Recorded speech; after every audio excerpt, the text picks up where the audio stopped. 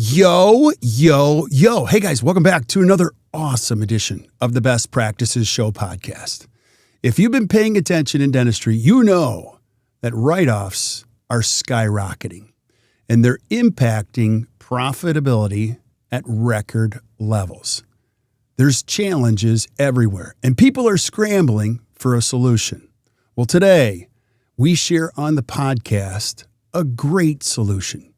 We did a presentation recently called Revenue Reality, Mastering Production and Write-Offs. It's important to know the relationship between the two and the inherent challenges that come with it. So I thought we would share the audio version of the presentation on the podcast. So here it is. Please listen up. Hope you guys enjoy this, and we'll see you soon.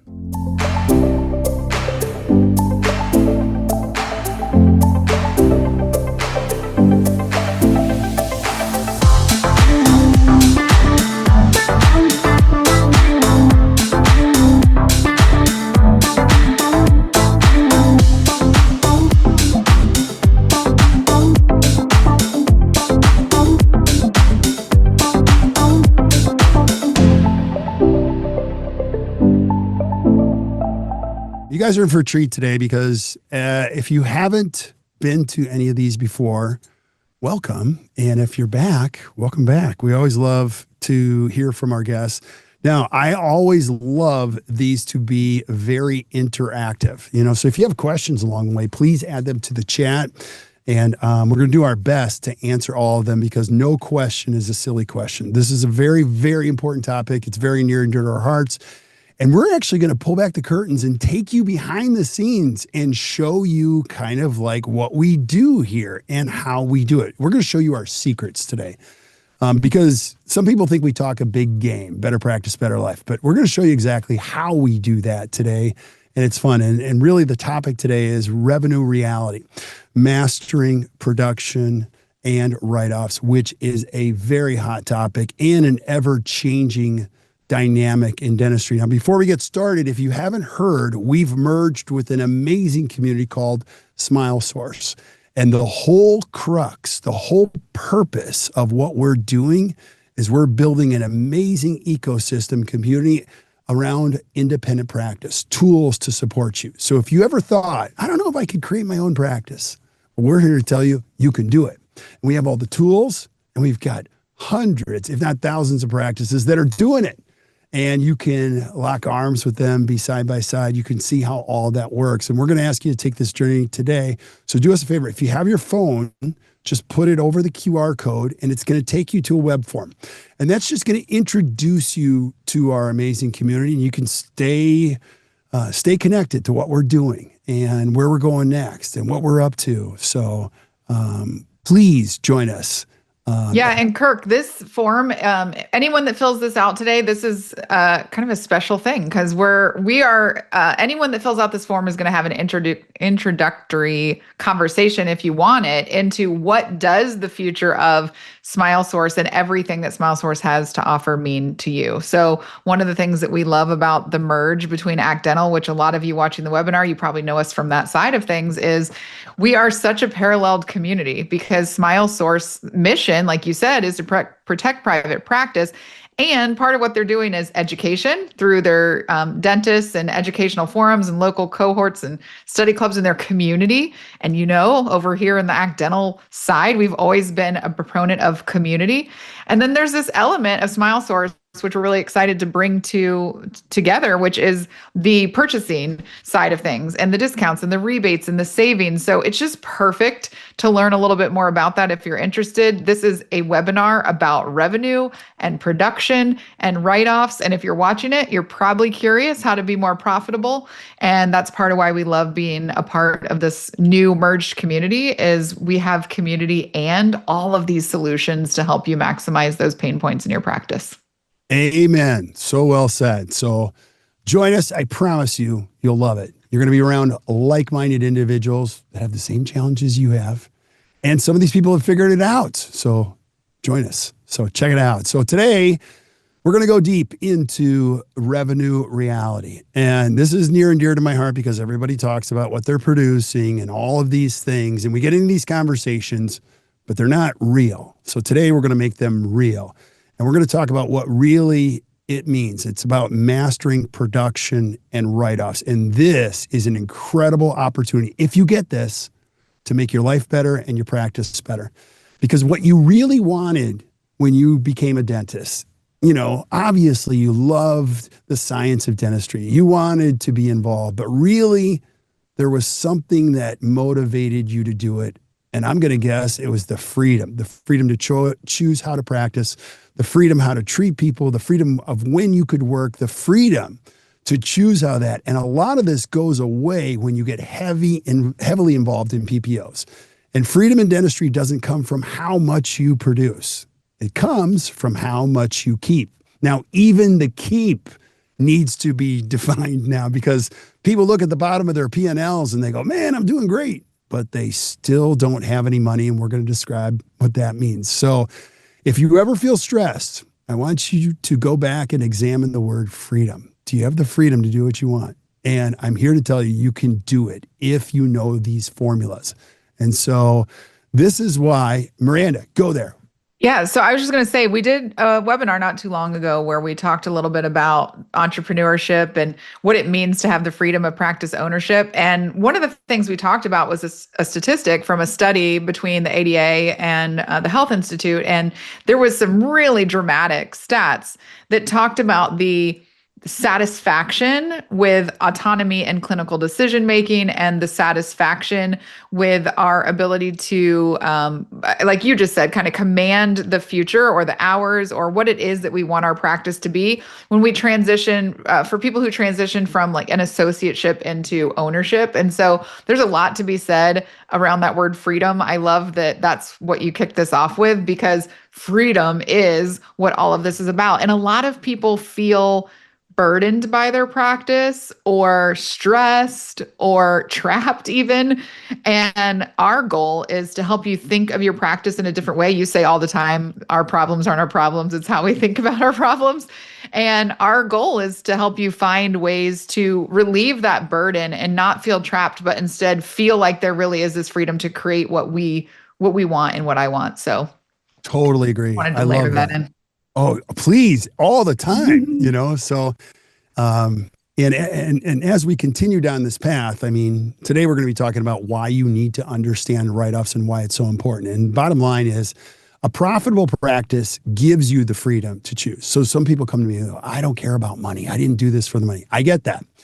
But money is to your practice what oxygen is to your body. Without it, both die. And so I get it. Like, money is not the most important thing to me. Margin is. I need the margin to enjoy my family and enjoy those things that matter to me and to breathe. And so when it comes to cutting back on clinical days, investing in technology, or just taking vacations where you can be present, you're going to need that margin, that profit. You do need a profitable practice, bottom line. And you have to know how to do that. And I'm going to show you, with Miranda's help, how to do that today. And then the other thing you're going to understand is that when you have that clarity, I'm telling you right now, when you use the GAPS formula, if you become a pro coaching client, we're going to make you do that. You're going to look at these spreadsheets and you're going to go, I totally know what I'm doing now. And you're going to have this thing called clarity. And you're now going to be able to diagnose the stress in your life. You're like, I can tell you where that stress is coming from. It's coming from this line right here. We were talking about this morning, like the practices that we coach, and Miranda's going to take us through a couple examples of that. Because when you understand the true impact of write-offs, you can now start to mitigate that stress. You can stop chasing misleading numbers like gross production. Please write this down. Gross production is a false proxy. Let me say that again. Gross production is a false proxy. When you're talking to your friend about how much you produce and they produce this, it's false, because who cares? That's just potential collections. We don't know how much you're collecting. So it's important to start making smarter business decisions that bring you peace of mind and improve your profit. Now, if you don't know who we are, let me take you inside of who we are. The reason we even did this in the first place is to help dentists create a better practice and better life. It's our core focus and our core purpose. And we love that. It's the why in what we do. Our tagline, if you've ever seen anything we do, it's better practice, better life. But I'm gonna give you the real secret. Like people go, better practice, better life. Okay, what does that really mean? I'm gonna tell you now. Here's what it really means. People come to us and they go, I'm stressed. It's better practice, better profits, better life. That's one piece of it. Some people come to us and go, I'm good with the money thing. They're like, I need a better team. Well, better practice starts with better culture, then a better life. And then people are like, my schedule's crazy. I work Saturday. Like, it's better practice. How is the better schedule, better life? So there's a method to how we do this. And really, it's rolling up our sleeves and focusing on what our practices need. And a lot of them come to us with this need. I just need to make more money. I've been to Panky. I've been to Dawson. I've been to Coyce. I've been to Spear. I'm a Seattle Study Club doctor. I'm a Smile Source doctor. Like, at the end of the day, can you just help me make a little bit more money and maybe cut back the number of days that I work? And our answer is yes. So here's how it works. And so we've got these tools back in an amazing resource called the Best Practices Association. And we've created these so that you can either do them on your own, you could do them with a group, or we can do it for you in a pro coaching setting. But here's one of those resources, and it's called the financial gaps. And the gaps method tells the dental entrepreneur, which you have to be an entrepreneur, the story. Because a lot of times you're looking at a P&L, you don't know the story. You're just looking at numbers, you're looking at what's due for taxes. But as an entrepreneur, you need to know the story of your business, and more specifically, the 4 gaps where dollars of production leave your practice. And so those are usually in lagging indicators. Now, I've been doing this a long time, so here I go, I've been doing this for 31 years, and I remember being in a lot of your practices back when I was 26 years old, and I would sit in these morning huddles, and everyone would say, our gross production for this month, and what we're producing today, and what we collected today. Remember those days, Miranda? Oh, yeah. I like that voice too. Do you like that? Okay, your gross production today is this. And so what I know now is those are lagging indicators. Those are impacts or results or outcomes of the important activities that we do today. They're not leading indicators. So all of these, when you do the leading indicators in a healthy way, you get really great, healthy lagging indicators. So those are gross production, net production, collections, net profit, and true profit. Now we'll define these as we go. But in between, there's some gaps. And these gaps create what you're looking for. And so they're the lagging indicators. They're the gaps in between all of those. And the first one is the effort gap. The second one is the collections gap. And again, we're going to go through all of these, but I want you to get an idea of how you can do this. The third one is the overhead gap. And the fourth one is cash flow gap. Here's what I want to say. Once you know what they are, they're like little levers or little dials. You can go, okay, I just need to dial this one in. And every time you tighten up a dial in one of those, one more dollar of profit drops to the bottom line. Probably one more day of practice drops to the bottom line. An amazing coach like Miranda will know all of these gaps, and she will turn those dials and make sure that more profit falls to those bottom lines. And you can do it too. I would challenge you. It's hard. It's easier to do it with a coach, but let's go into what those things mean. The effort gap. Oh, go ahead. Quick, before you jump into what it is, I love what you just said is a really great coach is going to turn those dials. And I would actually layer onto that a little bit, or maybe even say it a little bit differently in that a great coach isn't going to turn the dials for you. Obviously, we don't live in your practice, but what we do, which I think is so much more impactful, is we help you to see and understand those dials. You said at the beginning, one of the most important things is clarity, and that clarity reduces stress. And most of the clients that come to us as a coach seeking coaching are saying, I need help. I need help. They don't know what to look for necessarily. Right. And so what we do is just kind of shine a light on what are these key areas that you're about to go through, to look at, to know, to understand. And, we're not going to be able to show up and turn the dial, but as soon as we help you to see and get the clarity, then you're going to be able to turn the dial. And I consider it a win.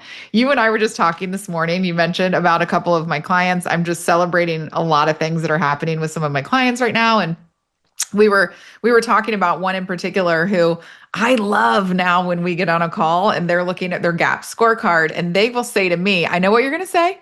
Why is this at that? And why does that at this month? And I already got it. I already know. And we've grown so much together to understand and for them to be in that place. And it's really just awesome to see people, dentists who felt like I could never do this on my own. I could never understand this. Like to be able to feel in control and feel this sense of calm around numbers and money, which can very much be a source of stress and burden for a lot of dental practice owners.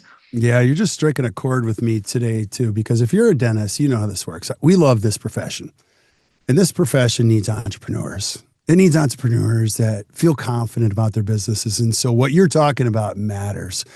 And what's really cool is watching young leaders go, I got this. Like, I actually know what I'm doing now. You can see the light.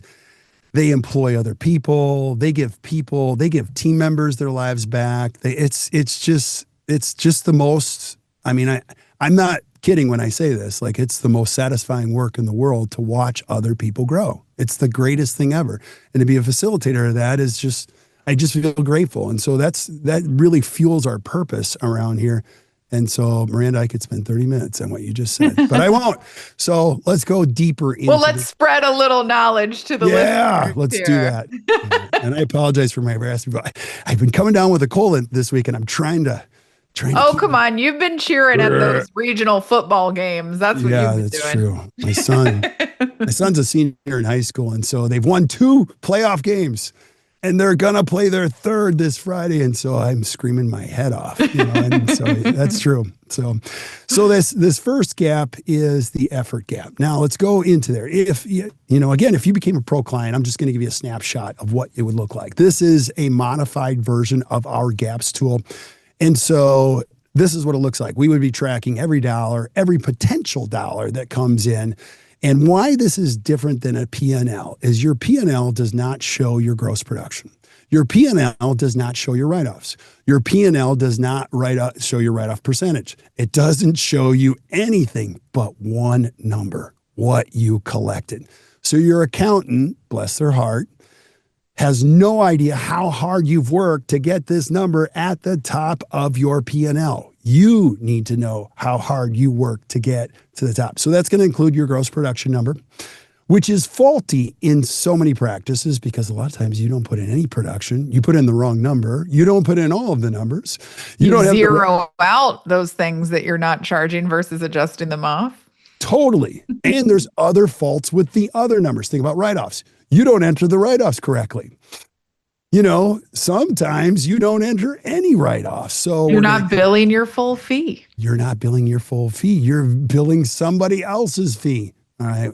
That's a whole nother webinar. And it's amazing to me. My favorite number on this GAPS scorecard is the number of days you were open, you went to work. I am fascinated. More than 95% of dentists have no idea how hard they worked last year. They're like, I don't know. I'm like, go home, count the number of days that you worked. And then they go, do you know how many days I worked?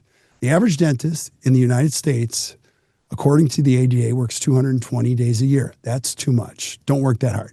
But that's what we call the effort gap. Now, the first step of any of this is just knowing what's in there.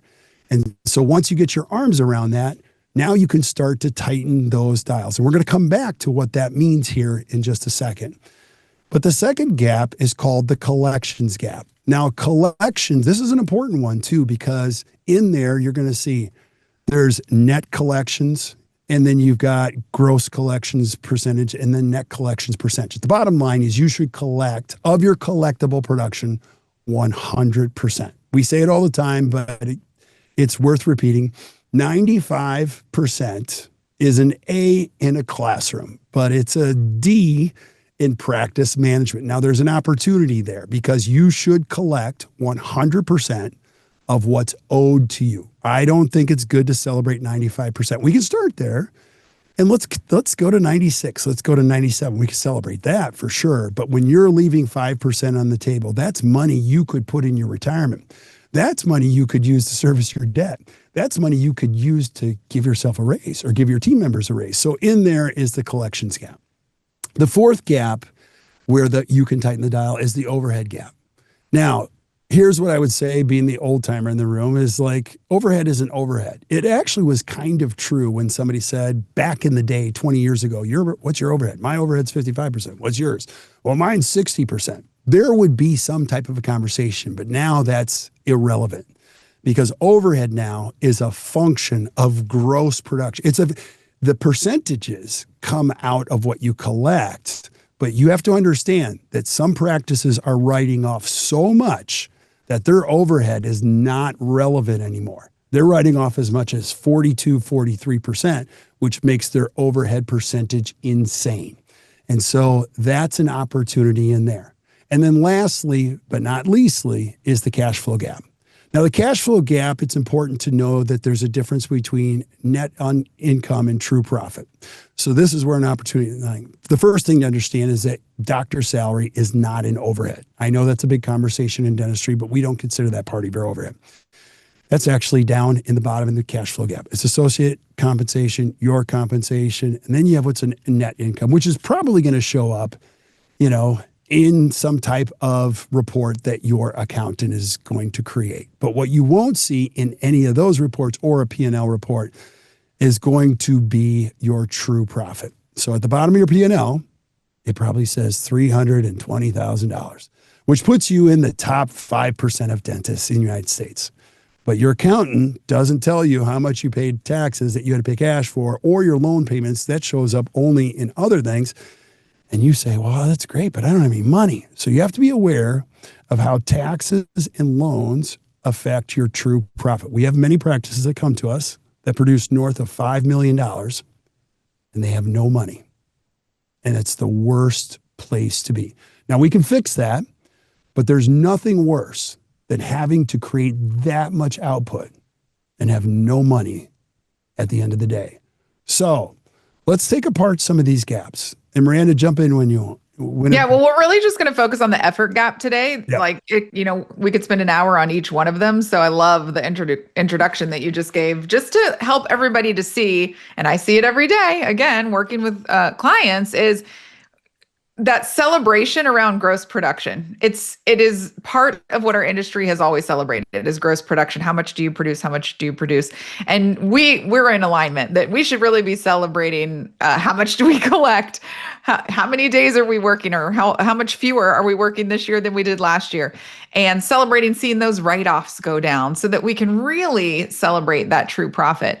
And nothing brings me greater joy than being on a call, looking at the bottom of a GAPS scorecard and seeing a green cell reporting true profit at the end of each month, and certainly year over year. So today we're going to focus on the effort gap and how write-offs impact that difference between our gross and net production and what is actually collectible.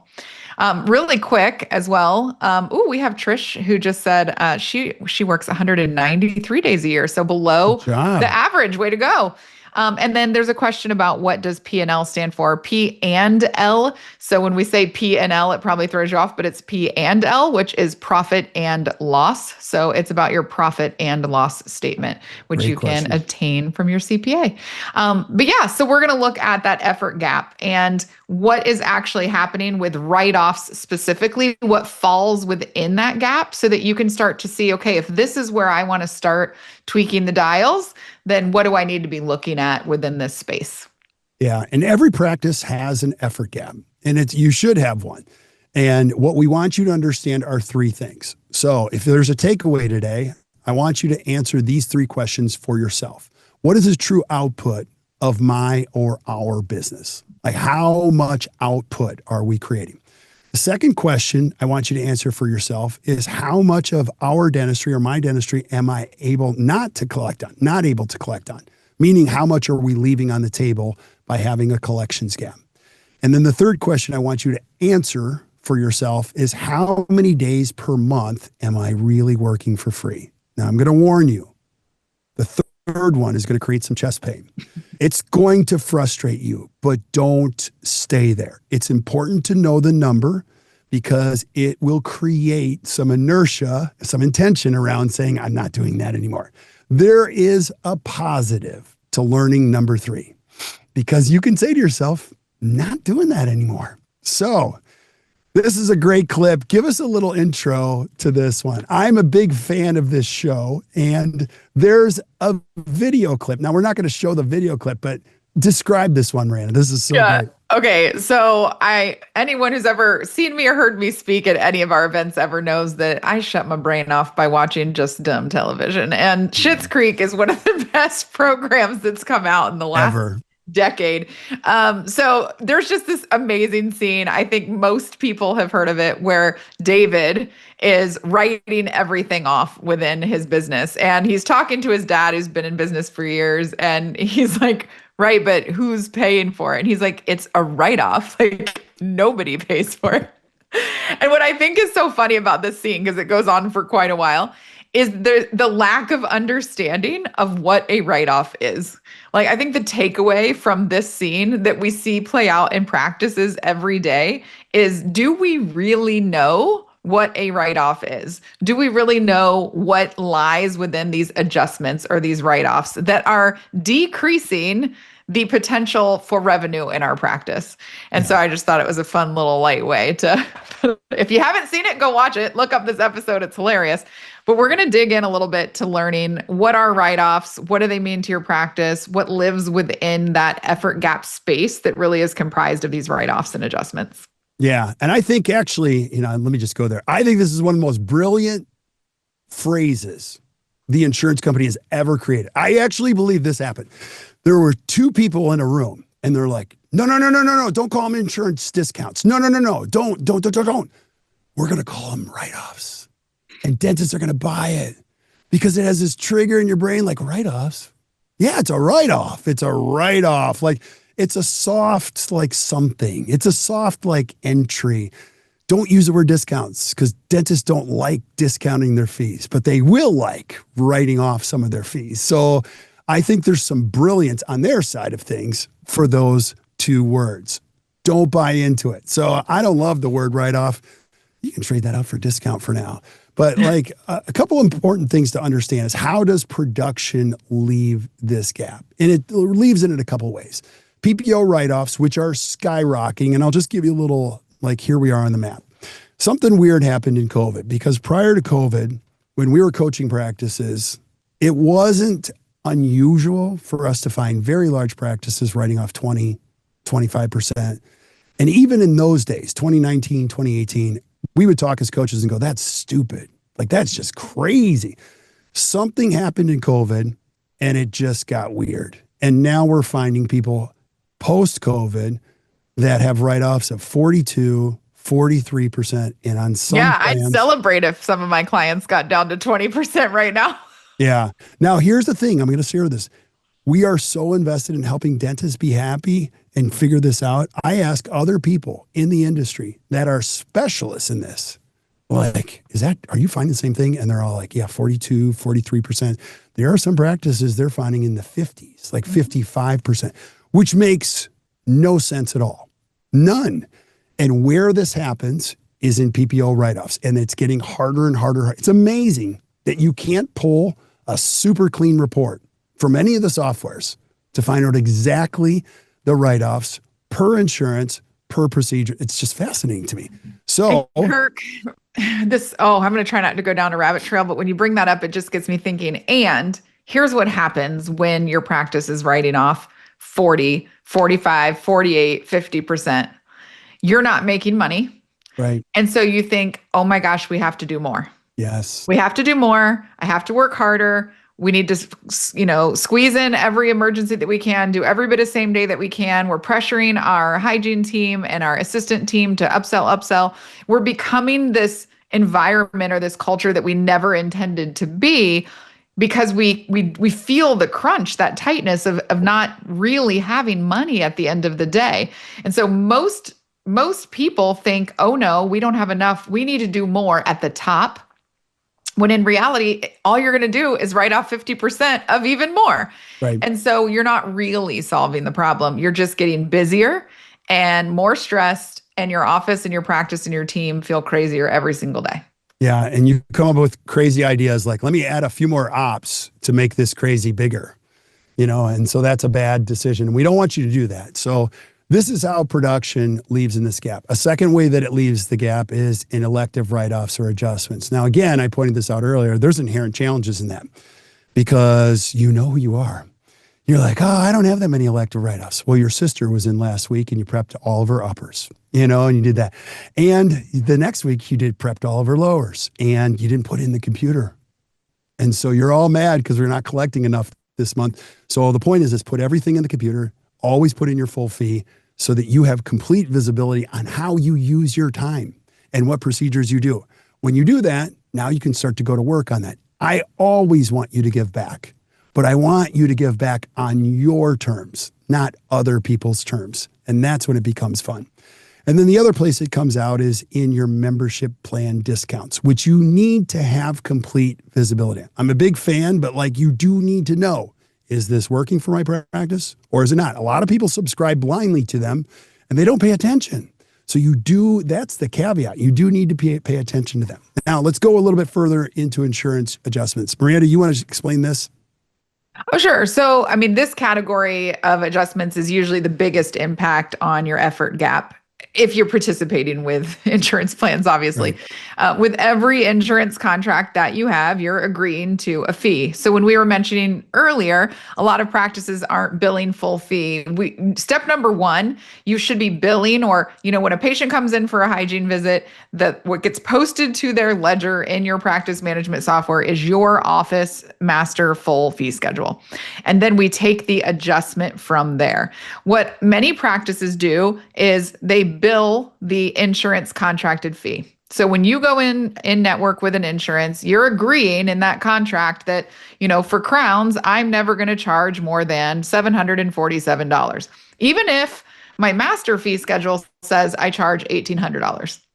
And so every time you serve a patient and deliver a crown, when we're posting that to the ledger, we want it to say $1,800. And then we want to be able to show and demonstrate that write-off is the difference between that $1,800 and that $747, so that we can run these reports and we can really have awareness and access to how much are we giving away? How much are we writing off or discounting by being a part of this insurance plan? And when you have your master fee schedule established in the computer with your practice management software, it is actually really easy. A lot of the pushback we get is from administrative teams saying it makes it a little harder to estimate, but all of these softwares are designed and established in a way for you to bill your full fee and still be able to maximize the efficiency of the technology and provide those estimates. Like you mentioned earlier, the average practice is writing off 30 to 45%. I've seen practices in the 47s, 48s. Luckily, I haven't had anybody in the 50s just yet. But think about a pro fee. If our pro fee is $167, but an insurance company's contracted rate, the contract we signed said the most you can ever charge for this procedure is $67. So that's $100 every single time somebody has a pro fee in our practice. And if you're in a state where hygienists are getting paid $50 or $60 an hour, there's a very small profit margin. Yeah. On a pro fee in your practice. And so what do? We say, guess what, hygienists, we're going to need to see 10 patients instead of 8 because we have to start making up that difference. When in reality, if we can do something to impact that write-off, we're going to be able to keep more of that at the end of the day. Totally agree. So well said. Now, I do need to add this on top of what Miranda brilliantly said. I do get this question every single month. Well, you just teach practices to go out of network. No, that is not true. There are many practices we coach that stay in network forever, but they choose who to be in network with, how big of a part of their practice is. And I think that's the important piece is you get to pick this journey. All we want you to do is be smart about it and have visibility on it. And then you can start to improve those conditions. And that's the coolest part about dentistry. You pick your path, but we want you to know what's on the path. Just don't walk blindly on the path, pick the path. So Miranda, this is an amazing practice. Tell us the story behind this. Yeah, so in this particular practice, we're looking at it's, a three doctor practice. They're producing, as you can see, gross production looking really good, 5.6, almost 5.7 million. They are contracted with insurance companies. They have to be at 43.9%. Now, this particular practice I know very well. And so I know that they also have a membership plan and they are elective adjustments. You're never going to get away from elective adjustments. And so when we're looking at a practice of this size who is highly contracted with insurance, we're at 43, almost 44% write-offs. That is immediately taking us down to a net production of just over 3 million. We know that we are not going to be able to collect on anything more than 3.192 million based on how much we are discounting or writing off right off the top. And so when we look at our net collections in this practice with that 44% write-off, we're at just over 3 million. And if you go to the next slide, practice B, another practice.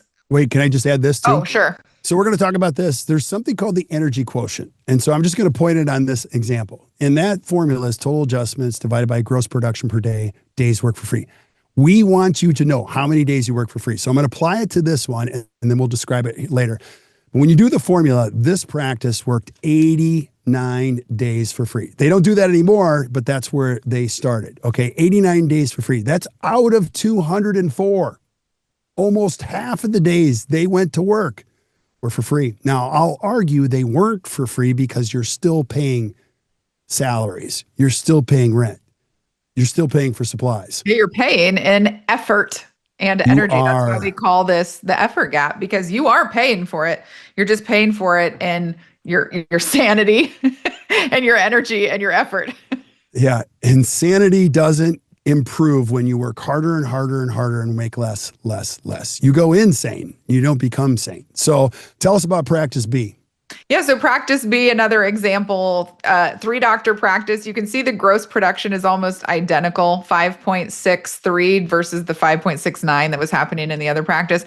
However, this practice does not have anything other than elective adjustments. So there is no membership plan courtesies or discounts applied. There's no insurance discounts or write-offs applied. And so the biggest thing you can see is when you have a swing like this in that effort gap from 44% down to, we'll call it 6, we'll round up just for generosity, to 6%, that automatically they're already able to, they have the potential to collect $2 million more than the other practice. So net production in this practice being at 5.3. And if you remember, maybe Kirk just flipped back to the previous slide. The previous practice that was writing off net production was at 3.1. Yeah. So go forward for me one more time. So we're looking at 3.1 to 5.3 difference in what is collectible purely because of what is escaping through that effort gap. And so when we're looking at this collections, it's $2 million, guys. We're talking dollars here. Yeah. And you can only guess the pace of this practice compared to the other one. You know, the conversations and the type of patients you're referring. The patients are referring other patients going, I know, I got to pay, blah, blah, blah. So you're creating only a future reality that supports the current one. So, and I'm going to apply the energy quotient to this one too. Now, again, like we said at the beginning, everybody has an effort gap and everybody's giving away days for free. But this is a practice that chooses to give back to a certain cost. So the same formula applied to a different practice. Instead of 89, you're giving away 14 days of dentistry. You want to give back to your community, to your families, to the people that matter to you. So it all comes back to freedom. You get to choose. The coolest thing about this profession is the power of choice. The hardest part is no choice. So let's talk about membership plan adjustments. You want to cover this one too? Sure. And I was just going to say too, that doesn't just happen either. Right. Like we don't have a magic wand. So Right. we do want to emphasize that it takes intention. It takes strategy. It takes your whole team being aligned around this vision of where we're going, because those conversations are different with our patients when we are in a position where we are not just, people aren't just choosing us for the sake of it's a free cleaning today. Like it does take a little work, but that's where the guidance comes in.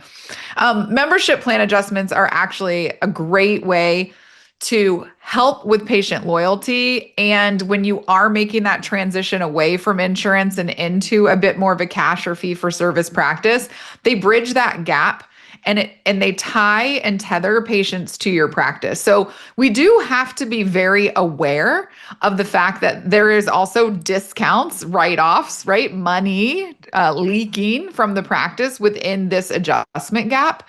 But there is a balance here if we're doing it well and we have more control. So with the insurance company, we don't have control. I mean, we can negotiate, we can look for the right plans that provide us a higher contracted fee, or maybe we join an umbrella that negotiates higher fees for us. But with a membership plan, we are in more control of what are we charging, what discounts are we providing. You get to pick and choose and say, what do I want this to look like? So you're able to have a bit more control and a bit more freedom around using membership plans. I was talking with the team yesterday, and they do a lot of comprehensive and implant dentistry. And they're like, we have this 15% courtesy if you're a part of our preventive membership plan. However, when we do these large cases that are $30,000 or $40,000, that's a big chunk. I'm like, hey, great news. You can modify that. You can say on implant cases, it's a 5%, or in implant cases, there's a cap at, whatever the amount is. You have the freedom with a membership plan to create the discount or the write-off that makes sense for your practice. And like you've said all along in this webinar, is the key element is you have to know first, where are we? What are we writing off? Where are we trying to go? And then you can modify it. But the beauty of a membership plan, because there's pros and cons, is that you do develop this loyalty with your patient. They've now signed on to say, like, I believe in you. I trust in the service and the care that you are going to be providing to me. I'm going to do that here with you. I want to come back here for my hygiene visits. I want you to be the one who helps me through these challenges when they occur. But I just need a little help. I need to figure out how to make this work financially. Okay. So we can work through this membership plan. And what we see is that loyalty and the way that patients are tethered to the practice is they're doing more dentistry, they're staying longer, and we're ultimately receiving more cash or revenue from these patients than we would from an insurance patient or someone else. So it's just the balance has to be just right. And we have to be aware of what's happening within those plans and what our write-offs look like. Yeah. An important piece on this is that the plan administrator, this is the cool part, is you. So some people try and they go, it didn't work. But I think the important piece, whether it works for your practice or not, is you are the administrator. You get to play with all the dials. You get to choose how much of it is in your practice, all the details. So what Miranda said is spot on. You just have to be aware of. Well, and Kirk, we just got a question in the Q&A. So flip the slide. Perfect timing. They said, do you recommend anyone who helps facilitate membership plans? And we do have a success partner, Clary. They used to be Clear. They've changed brands and name. And so we work really closely with a lot of our clients using Clary. If you don't want to manage the hassle of maintaining your own membership plan, then you can work with a company like Clary. That's again where we talk about they have so much data that helps to support things like reduced no-show rates because you have people who are invested in choosing you through this membership plan, more procedures per year, more visits per year. If they're paying for a membership plan, they're coming, they're doing the maintenance, they're doing the work. Same thing with production. What we see in the results is that more and more patients who are part of a membership plan are saying yes to the dentistry because they're choosing you by staying with your practice as a part of that plan. Yeah, and I'll just go super high level because I think a lot of people get stuck on the whole membership or discount plan. If you're looking at it as a discount plan, I don't know if that's the best choice for anybody that would be listening to this. I think it's important that every business, and I do mean every business in the United States, has some type of loyalty program. I appreciate when I have a free coffee from Starbucks. I appreciate that I get, some incentives when I go to the store. I appreciate the fact that they recognize me as somebody who's here a lot. And so that's what this allows you to really do and let people know. I love the fact that you're a regular customer here. and People we like to be a part of something. That's why we have the 100%. community that we have of the Best Practices Association. Yeah. And when they sign up for that membership, they're not signing up for dentistry. They're not signing up for cleanings and crowns. They're signing up to be a member of your practice, which is pretty special. Yeah. Now, just so you guys know behind the scenes, Miranda drives all the content here. And like a lot of times she gives us the framework and I dirty up the slides. But this is a slide I'm totally stealing from you. This is amazing. Can you explain what this slide is? I love this. Okay. I love AI. I know a lot of people are afraid of it. You know, we're going to become iRobot world or whatever, but I love AI. So I said, you know what, AI, I'm going to have you help me create some fun slides that speak to the feelings that are evoked when we're doing content like this. So when I think about elective adjustments, I picture it as a dentist saying, like literally feeling, like you can see the expression on his face, just a little bit of confusion, a little bit of dismay, a little bit of disappointment. Like, but wait, where did all that money go? And it's leaving your piggy bank and it's flying out the window every time we're looking at really any type of write-offs. So I also got a giggle. Thank you, AI, for Dr. Write-Off on the name badge. I love it. But when we're thinking about elective adjustments, the number one elective adjustment is doctor applied courtesies. And so if you want to just bump ahead, we can dive into what some Wait, I just want to point out one thing. Oh, sure. Those are not $5 bills. Those are not $1 bills. Those are $100 bills. Look at that. Right, I like to have fun in case you can't tell from my we know that. Everyone knows that. So yeah, when we're looking at elective write-offs, these are things that are voluntary. So when we're talking about insurance write-offs, you signed a contract. You cannot charge more than X amount of dollars for X procedure signed on the dotted line. With membership plans, to some degree, you've made an agreement that this is what I will charge up to or discount or courtesy. I like the word courtesy better than discount for you. Right. As a part of this membership plan. When it comes to elective adjustments, they are voluntary. There is no contractual obligation to perform them or honor them. So I just listed a few of the key elements, things that we generally see. Again, the leading elective adjustment is doctor applied courtesies. And I would categorize these as the doctor coming up front and saying, hey, we're going to give Mrs. Jones 20% on that. You know, hey, we're going to go ahead and do 10% on that. That verbal, like, I got you, buddy. I work with a really awesome team in South Carolina, the nicest people, too nice sometimes. If you're listening, he knows who I'm talking about, because he'll say, oh, but he goes to my church and he's a nice guy. And I'm like, does that mean he shouldn't have to pay his bills? Like, and so it's just that it's that doctor applied, like, you want to do something nice for the community or for this person, or sometimes it's just softening the blow because you're not confident in those objection or kind of conflict conversations. So a patient pushes back a little bit and you decide like, we'll go ahead and give you 10% off if you want to go ahead and go forward with it. Those are our doctor applied courtesies. Now, mind you, I'm like you, give greater than get. I think that being at zero would be a little odd, like that you giving nothing back throughout the year. But that's probably the most common one. But the other thing that happens most often is you'll see on an adjustment report professional courtesy. And then all of this that's listed here, service and trade, cash courtesies, senior citizen, those doctor applied courtesies, prorated treatment, all of that is just listed in your software as a professional courtesy. And you don't actually get that granular information when you're running the reports on what your adjustments are. So we generally recommend to build out adjustment types to suit those most common elective adjustments that you're applying. If you do cash courtesies, have it say cash courtesy adjustment. If you're doing senior citizen or military, have it say that specifically. If you have a friends and family courtesy, or you do barter with your community members, service and trade, you want to make sure that at the end of the month, at the end of the year, when you run an adjustment report, it's not lumped into one bucket, but you can really look and see where are we giving away. And hey, just think, if you're doing a lot of prorated treatment courtesies, it's going to give you a little insight that maybe something's going on with the dentistry if we're having to do that a lot and things are failing within a short period of time. Yeah. If we're doing a lot of military courtesies, there's a great marketing opportunity to market to the military community. Hey, we must be seeing a lot of military patients. Let's lean into that. You've talked about having teacher days. We could have military days. So Yeah. there's a lot of things that you can learn from the granular information within elective adjustments. But you have to code for it. Yeah. Did I ever tell you the story about the pediatric dentist? We took the kid.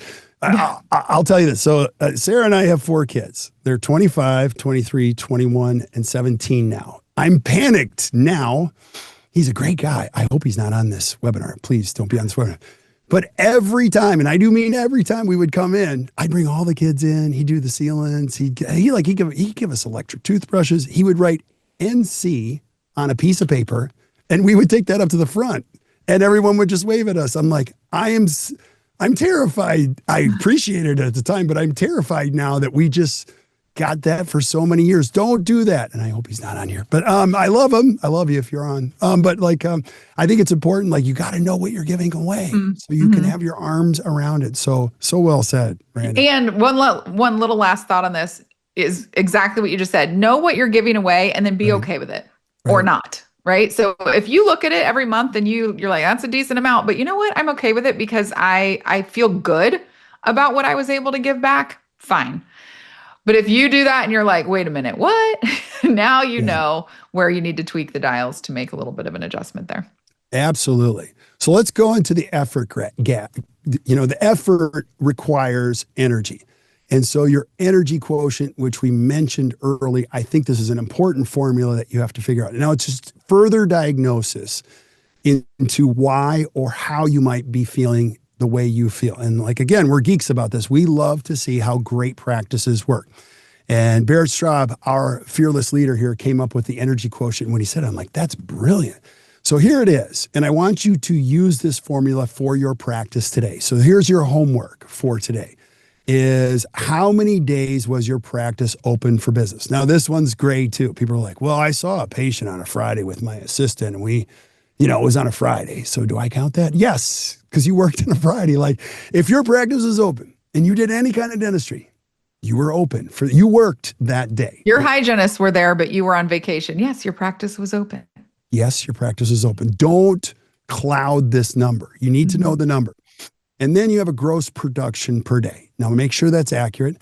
Now, what you're going to do is you're going to take your total adjustment dollar amount divided by your gross production per day, and that's going to give you your energy quotient. We call that the ACT energy quotient.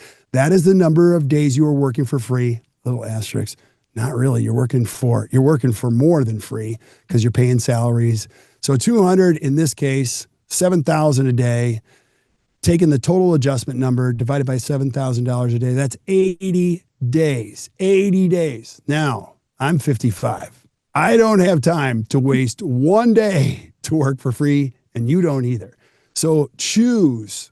And again, it keeps coming back to the word choose. Like, choose the number of days you're going to work for free. So in this particular case, I love geeking out on this math, and maybe you don't, but I want to just go a little bit further in what this means. So this practice works 200 days. The average, if they work 12 months a year, that's 16.7 days per month on average that this practice was open. That's 4.79 months that this practice worked for free. So you didn't actually even collect $1 probably until June 1st. That's too hard to work in those respects. So don't do that anymore. So we're going to encourage you to start closing the effort gap. Miranda, take us through this one. So there's just a few key steps. I mean, we've kind of mentioned them along the way, but the first most important thing is to be aware of your write-offs. If you don't know, if you're not looking, if you're not running that adjustment report, or maybe your office manager looks at it, but you don't necessarily go over it with that individual, it's really just important to know and be aware. The more you are aware, the more clarity, the less stress. And then you can stop and look, okay, from an insurance perspective, let me identify my top 3 to 5 PPO plans, my top 3 to 5 insurances that I know we have like by number in our practice. And let's evaluate what the write-off percentage is for each one of those. So if I know that, Delta, MetLife, and United Concordia are the top 3 in my practice, in my area, cool, let's take a look. So that goes back to, we can't just have insurance write-off, we're going to need to have Delta insurance write-off, United Concordia insurance write-off, MetLife insurance write-off. There's ways to find this information as well, but it's way easier if we're allocating the adjustments appropriately from the jump when we're making them. And then create a written policy for these elective discounts. The ones that are voluntary, the ones that you have more leeway over. Is there a cap for team members and what our benefits are? Are there certain people that are on the service and trade list so that we're sure that we are in fact allocating for your barber and we're balancing out your haircuts with I don't need the that dentistry one, that they're receiving? And then eliminate emotional discounting and making those fee reductions intentional and rare. So really work on the confidence in the value that we provide in our dentistry. So when we are met with an objection, we don't feel like the answer to that objection to help someone say yes is to give a little bit away or to discount the value of what we do. Instead, we're confident and comfortable in managing those objections. And that's alignment. That's across the whole team. Q1, we're going to be talking about alignment. We're going to be leaning into how do we align around language that helps us to have these confident, comfortable conversations. And evaluate your membership plan pricing. If you have a membership plan now and you're not sure what are the write-offs associated with that plan, take a look and see what are you charging versus what are you writing off. Is there a gap there that can be closed so that you can start to keep a little bit more of the effort that you're putting into that dentistry that you're producing? Yeah, another phrase I'm borrowing from you today. I learned so much when I'm on emotional discounting. I'm totally borrowing that. That's the podcast right there. What is an emotional? Because it's so true. When you were describing it, I'm like, we do things that are completely irrational because we want people to like us and say yes, and it makes no sense. None. Mm-hmm. So, some final takeaways. I hope you guys are enjoying this, and I hope it's not stressing you out because we're here to help you. So if you're listening to this and you're like, you guys are having fun, but I'm not having any fun, don't do that anymore. We're here to help you every step of the way. We want to be helpful, and we've got a lot of resources to be able to help you. So we want you to remember this. Stop celebrating gross production. It's a false proxy. It's a nice thing to look at, but really not a great goal. Start mastering instead net production. Get really good at collectible production, and you'll feel so much better. And again, like I said at the beginning, take a look at each one of these gaps, most specifically the effort gap, as a dial.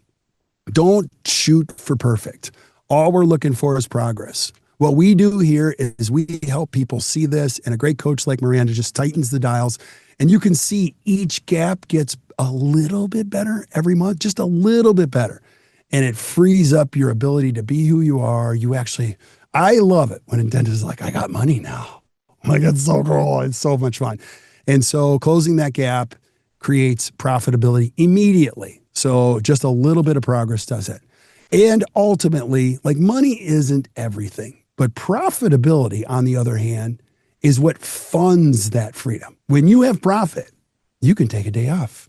When you have profit, you can leave your practice. When you have profit, you can go on vacation and not call the office.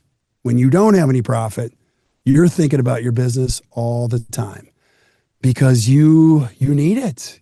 So it's important. I would say profitability also helps you create more dentistry for people that need it, because when you don't need it, they feel that. When you need it, they feel that too. So owning your own practice should bring you the freedom that you wanted at the beginning, and then you get to pick how you want to live your life. And that, my friends, is the fun part. So, couple tools we're going to give you. We just created this, and you can be the first adopter. We created something called the Financial Gaps Calculator. So if you're thinking, like, how do I do this? Well, here's how you do it. I want you to pull out your phone right now and put it over this QR code, and it's going to take you directly to our brand new tool that we just launched, and you can use it first. And you can actually, by the use of this tool, you can see exactly all the things we mentioned today, where your practice is losing money, and you can fix it yourself. All you have to do is put them in the calculator. Miranda, what else would you say about the calculator? Well, we just said the first step is awareness. And so what's really cool about this calculator is it's so easy to use. Yes. I know we showed you a big crazy spreadsheet. There was all kinds of numbers on it. And you're thinking, if that's what I'm about to scan, no, thank you. That looks like a lot of time and effort. No, this is simple. It's a really quick step-by-step form that you can fill out, entering in some very basic data from your practice. And you're going to get a report immediately that helps you to see where is your effort gap right now? Where is your collections gap right now? What about your overhead gap? Where are these areas in your practice, these gaps in your practice where the money that could be profit in your bank account is flying out the window and out of your piggy bank? And it's going to give you some quick tips for what to think about around each of those gaps. And then if you want to explore things further, you're welcome to complete the next step, which is scheduling a little chat with our team to learn more about how tools within the Best Practices Association or other webinars or even coaching could really help you. Or you could just take that information and see what you can do with it all on your own. But the key is you have to know. And if you don't even know where you're starting, then how are you going to get where you want to go? So scan the QR code. It's super fast. It's super simple. Plug in the basic information that's there. And in just a matter of a few clicks, you're going to know your very own gaps.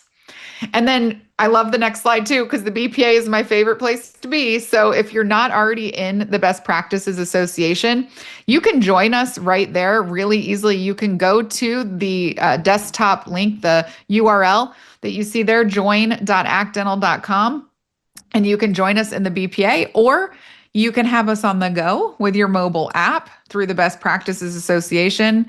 And then you can scan as well. It'll take you right to the website where you can sign up if you haven't already. A lot of people asked during this webinar, is this going to be recorded? Will I be able to have access to this later?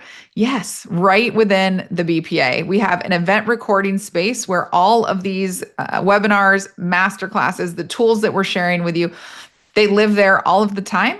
And so if you pop on in, you can have access to them as well.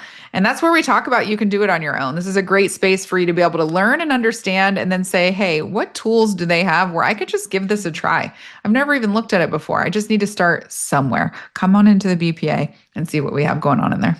Yeah, please join us. So you can search the app, Best Practices Association. You can join by the link on the screen, the QR code. I invite you on this journey. Better practice, better life is serious stuff for us. And we want you to come hang out. I promise you, you'll love it. So make sure you check that out. So Miranda, do we have any questions or should we just no, we kind of answered them as we went along. So I think we're good to go on the questions unless anybody throws something in there now. Right. I think we're good. This was really fun. Thanks for having me here with you today. Oh my gosh, I love it. And I'm sad that we got to keep these to an hour because we could go all day on these. So if you joined us or if you're listening, I hope you enjoyed that. Keep showing up. We're going to keep bringing it. And so we wish you a better practice and a better life. So we'll see you soon. Thanks for joining us. Have a great day, everybody. Bye-bye.